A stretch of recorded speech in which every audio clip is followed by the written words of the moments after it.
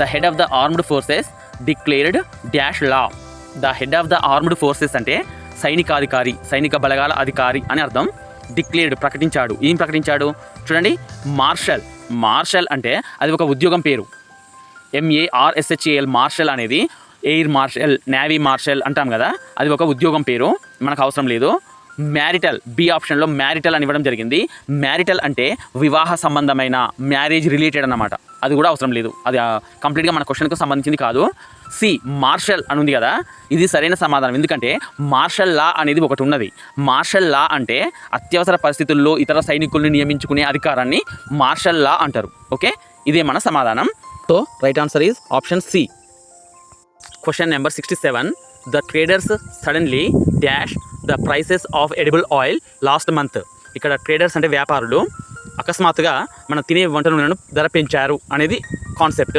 చూడండి, రోస్ మనకు ఒక వర్డ్ ఉంది, రైస్, రోస్, రైజెన్ ఉన్నది, కానీ అది ఇంట్రాన్సిటివ్ వర్బ్, ఆబ్జెక్ట్ ఉండదు. ఇక్కడ the prices of edible oil అనేది ఆబ్జెక్ట్గా ఉన్నది కాబట్టి ఇది సరైన సమాధానం కాదు. ఓకే, ఏ ఆప్షన్ అవసరం లేదు. బి ఆప్షన్ చూడండి, రేజ్డ్, RAISED, రేజ్డ్ అంటే పెంచడం, పైకెత్తడం. ఓకే, ధరలు పెంచారు కాబట్టి ఇది సరైన సమాధానం. మన సమాధానం raised is right answer. Question number 68. Read the following 2 sentences. A. He is wearing a black and white shirt. B. He has being worn a black and a white shirt. Options చూసే ముందు B సెంటెన్స్లో ఉన్న 2 mistakes చెప్తాను, గమనించండి. B sentence ఈ has being warn అని ఉంది కదా, has, have, హ్యాడుల తర్వాత బీయింగ్ అన్న పదం రాదు, బీన్ అని రావాలి, అదొక మిస్టేకు. రెండవది a black and a white shirt. A black and a white అంటే ఒక బ్లాక్ షర్టు, ఒక వైట్ షర్టు రెండు ధరించాడు అనే మీనింగ్ వస్తుంది. 2 షర్ట్స్ ధరించడం అనేది కొంచెం అర్థవంతంగా ఉండదు, కాబట్టి అది కూడా incorrect. Only sentence A is correct, ఇది మన సమాధానం. Only sentence B is correct, B sentence ఇన్కరెక్ట్గా ఉన్నది. So right answer is option C. Question number 69. Identify the part with an error in the given sentence. The farmer grazes cattles on this meadow during the summer months. గమనించండి, the farmer grazes అనేది సరిగ్గానే ఉన్నది. 3rd person singular number తర్వాత వచ్చే వర్బ్కు S add కావడం జరిగింది. Cattles అని ఉంది కదా, ఇది తప్పు. ఎందుకంటే క్యాటిల్ అంటే అర్థం పశువులు అని, మళ్ళీ ఎస్ చేర్చకూడదు. షీప్, డీర్, స్వైన్ కూడా అవి సింగులర్ నెంబర్లో ఉంటాయి, అర్థం మాత్రం ప్లూరల్ నెంబర్ ఇస్తాయి. షీప్ అంటే గొర్రె అవుతుంది, గొర్రెలు అవుతుంది, ఆ విధంగా క్యాటిల్స్ అని వాడకూడదు. సో బి ఆప్షన్ తప్పుగా ఉన్నది, మనకు బి ఆప్షన్లోనే ఇవ్వడం జరిగింది, అదే సరైన సమాధానం. Question number 70. Vikas was a humble, courteous and gentle man. Choose the opposite word of humble. మనకి ఇచ్చిన హంబుల్ అనే వర్డ్కు ఆపోజిట్ వర్డ్ కావాలి. చూడండి, హంబుల్ అంటే వినయంగా ఉండడం, మోడెస్ట్ అంటే కూడా వినయంగా ఉండడమే, టిమిడ్ అంటే పిరికివాడు, అర్రోగాంట్ అంటే కోపంగా ఉండేవాడు, క్వయట్ అంటే నిశ్శబ్దంగా ఉండడం. ఇచ్చిన 4 ఆప్షన్లో హంబుల్కి ఆపోజిట్ వర్డ్ అర్రోగాంట్, ఇదే సరైన సమాధానం. Question number 71. The visiting diplomat dash the chief minister. Fill in the blank with the most appropriate word. గమనించండి, డిప్లొమాట్ అంటే వేరే దేశం నుండి వచ్చి మరొక దేశంలో సంబంధాలు కలుపుకోవడానికి, సామరస్యపూరితంగా చర్చలు జరపడానికి వచ్చిన వ్యక్తిని డిప్లొమాట్ అంటారు. తెలుగులో దౌత్యవేత్త అంటారు. ఓకే, మనకి ఇచ్చిన 4 ఆప్షన్స్ను గమనించండి. కాల్డ్ ఇన్ అంటే ఒకరిని పిలవడం, పోలీసుల్ని, డాక్టర్ని పిలవడానికి కాల్డ్ ఇన్ అంటాం. కాల్డ్ ఆఫ్ అంటే రద్దు చేయడం, క్యాన్సల్ చేయడం. కాల్డ్ ఆన్ అంటే సందర్శించడం, కలవడం, ఒక వ్యక్తిని కలిస్తే కాల్డ్ ఆన్ అనాలి. కాల్డ్ ఎట్ అంటే ఒక ప్లేస్ని సందర్శిస్తే, ఒక ఇల్లును కానీ లేదన్నా ఒక బిల్డింగ్ని కానీ సందర్శిస్తే కాల్డ్ ఎట్ అనాలి. ఓకే, ఇక్కడ డిప్లొమాట్ వచ్చి చీఫ్ మినిస్టర్ని కలిసిండు, వ్యక్తిని కలిసిండు కాబట్టి కాల్డ్ ఆన్ అనేది మన సమాధానం. Question number 72. Identify the idiom that means to speak first after prolonged silence. అంటే చాలాసేపు నిశ్శబ్దం తర్వాత మొదటిసారిగా మాట్లాడడం అనే అర్థాన్ని ఇచ్చే ఇడియంను గుర్తించమంటున్నారు. ఆప్షన్స్ గమనించండి. బ్రేక్ ద న్యూస్ అంటే ఏదైనా ముఖ్యమైన విషయాన్ని అందరికంటే ముందు చెప్తే దాన్ని బ్రేక్ ద న్యూస్ అంటారు, మనం బ్రేకింగ్ న్యూస్ అంటాం కదా, ఆ విధంగా. బీట్ ద ఎయిర్ అంటే నిష్ప్రయోజనమైన పనులు, అంటే ఫలితాన్ని ఇవ్వని పనులు చేయడాన్ని బీట్ ద ఎయిర్ అంటారు. బ్రేక్ ద ఐస్ అంటే ఎవరు మాట్లాడకుండా నిశ్శబ్దంగా ఉన్నప్పుడు ఆ నిశ్శబ్దాన్ని ఛేదించే విధంగా మనం మాట్లాడడాన్ని బ్రేక్ ద ఐస్ అంటారు. మన క్వశ్చన్కు ఆన్సర్ ఇదే. బెల్ ద క్యాట్ అంటే మునగాడిలో ఒక పని ధైర్యంగా చేయడం, పిల్లి మెడలో గంట కట్టడం లాంటిది. మన సమాధానం option C. Question number 73. The bus dash before I reached the bus stop. Choose the correct option to complete the sentence. చూడండి, మనకి ఇచ్చిన ఆప్షన్స్ గమనిస్తే లీవ్ అంటే వెళ్ళిపోయింది, నేను స్టేషన్కు వెళ్ళడానికి ముందే బస్సు వెళ్ళిపోయింది అంటే నాకంటే ముందు జరిగింది కాబట్టి అది పర్ఫెక్ట్ టెన్స్లో చెప్పాలి. ఇచ్చిన టెన్స్ పాస్ట్ టెన్స్ కాబట్టి పాస్ట్ పర్ఫెక్ట్ యూజ్ చేయాలి. ఓకే, మనకి ఇచ్చిన దాంట్లో ఏ లీవ్స్ అనేది అది present simple tense, had left అనేది పాస్ట్ పర్ఫెక్ట్. ఆప్షన్ బి మన సమాధానం. హ్యాజ్ లెఫ్ట్ అనేది present perfect, will have left అనేది ఫ్యూచర్ పర్ఫెక్ట్. మనకు కావాల్సింది పాస్ట్ పర్ఫెక్ట్, ఎందుకంటే ఇచ్చిన సెంటెన్స్ మొత్తం పాస్ట్ టెన్స్లో ఉంది కాబట్టి. Question number 74. The article dash several experts on the subject, pick the correct option to fill in the blank. ఇక్కడ ఆప్షన్ చూడండి. సైట్స్, సిఐటిఈఎస్, సైట్స్ ఉంది కదా. సైట్స్ అంటే ఉదహరించడం, పేర్కొనడం అని అర్థం. ఆర్టికల్ చాలామంది ఎక్స్పర్ట్స్ని ఉదహరించింది అందులో, కాబట్టి అది సరైన సమాధానం. సైస్, SIGHS, సైస్ అంటే నిట్టూర్పులు, నిట్టూర్చడాన్ని సైస్ అంటారు. సైట్స్, SITES, సైట్స్ అంటే స్థలము. సెయింట్స్ అంటే ఋషులు, గొప్ప ఆధ్యాత్మిక భావన కలవారు. ఓకే, మన సమాధానం CITES, cites. Question number 75. The government run by officials are called, అంటే అధికారుల చేత ప్రభుత్వం నిర్వహించబడితే దానిని ఏమంటారు అనేది ప్రశ్న. ఆప్షన్ చూడండి. డెమోక్రసీ, డెమోక్రసీ అంటే ప్రజల చేత ప్రజల కొరకు నడపబడే ప్రభుత్వం. ఆటోక్రసీ అంటే ఒక వ్యక్తి చేతిలోనే ప్రభుత్వం నడిస్తే దాన్ని ఆటోక్రసీ అంటారు, ఇది ఒక రకమైన నిరంకుశ పాలన. బ్యూరోక్రసీ అంటే అధికార యంత్రాంగంచే నిర్వహించబడే ప్రభుత్వం. మన క్వశ్చన్ ఇదే, రన్ బై అఫిషియల్స్ అని ఇచ్చారు కదా, అది బ్యూరోక్రసీ. సమాధానం సి. అరిస్టాక్రసీ అంటే ఉన్నత వర్గాలచే నిర్వహించబడితే దానిని అరిస్టాక్రసీ అంటారు. Question number 76. Identify the meaning of the word deliberate. Deliberate అంటే ఏదైనా పనిని ఉద్దేశపూర్వకంగా చేయడం, లోతుగా ఆలోచించడం అనే అర్థంలో ఉపయోగిస్తాం. ఆప్షన్ చూడండి. సడన్, అకస్మాత్తుగా. ర్యాండమ్ అంటే ఒక క్రమ పద్ధతి లేని. ఇండిఫరెంట్, దేని మీద శ్రద్ధ లేకపోవడం. ఇంటెన్షనల్ అంటే ఉద్దేశపూర్వకంగా చేయడం. డెలిబరేట్, ఇంటెన్షనల్ రెండు కూడా సమాన అర్థాన్ని ఇస్తాయి, ఇదే మన సమాధానం, ఇంటెన్షనల్.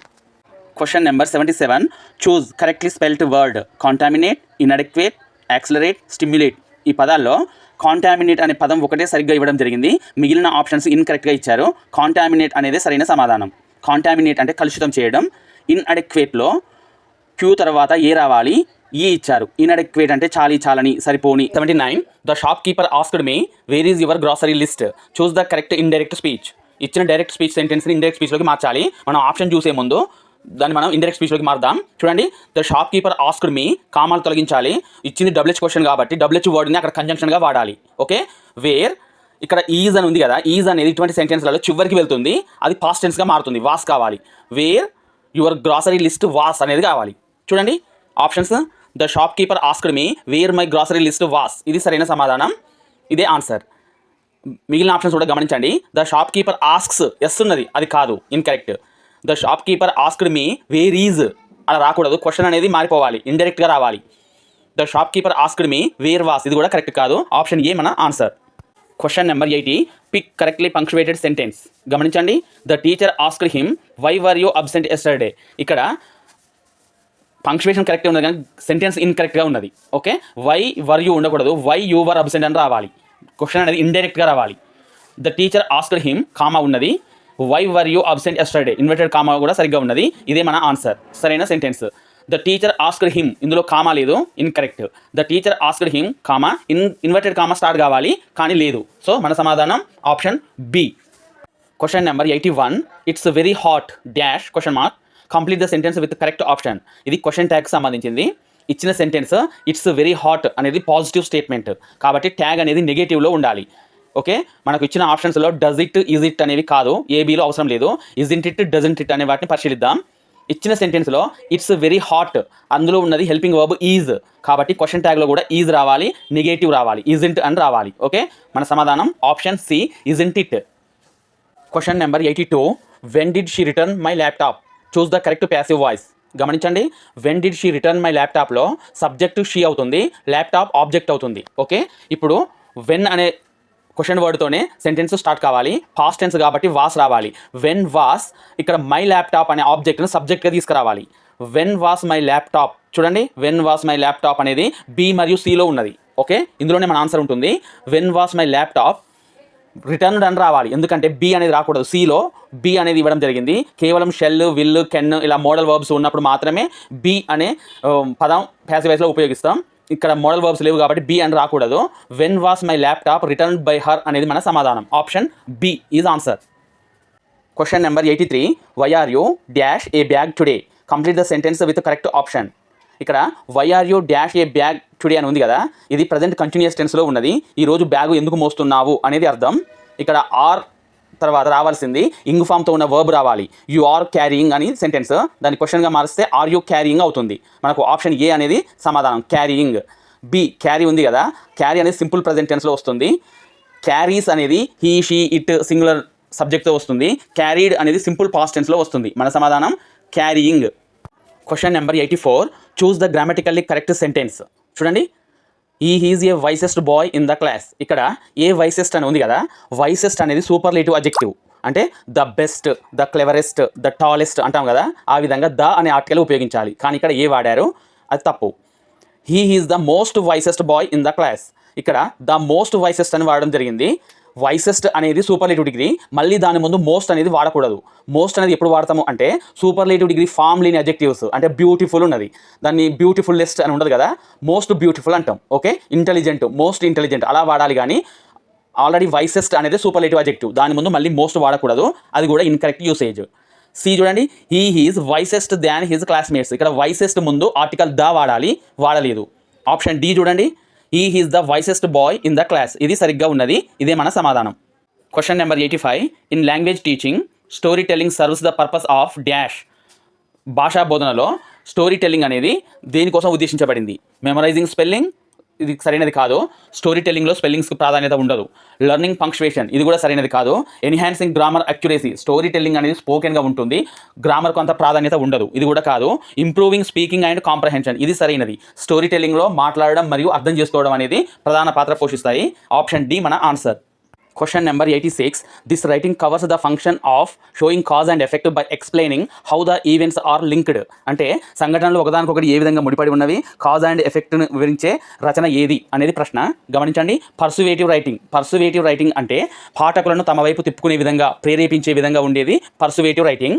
ఎక్స్పోజిటరీ రైటింగ్లో వాస్తవాలను, సంఘటనలను మాత్రమే వివరిస్తారు. కాజ్ అండ్ ఎఫెక్ట్ ఇందులో ఉంటుంది.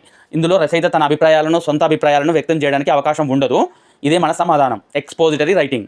నేరేటివ్ రైటింగ్ అంటే కథలను వివరిస్తుంది. డిస్క్రిప్టివ్ రైటింగ్ అంటే కవితలను, ఏదైనా ప్రయాణాన్ని అందంగా వర్ణించేది డిస్క్రిప్టివ్ రైటింగ్. మన సమాధానం expository writing, cause and effect and events link అయి ఉంటుంది. Question number 87, this is not desirable in an English class room. English class రూమ్లో ఉపయోగించకూడని, అంటే మంచి పద్ధతి కానిది ఏది? చూడండి, ఇన్కార్పొరేటింగ్ వేరియస్ టీచింగ్ మెథడ్స్, అంటే రకరకాల బోధనా పద్ధతులు ఉపయోగించడం, ఇది సరైనదే. బోధనా పద్ధతులను ఉపయోగించాలి.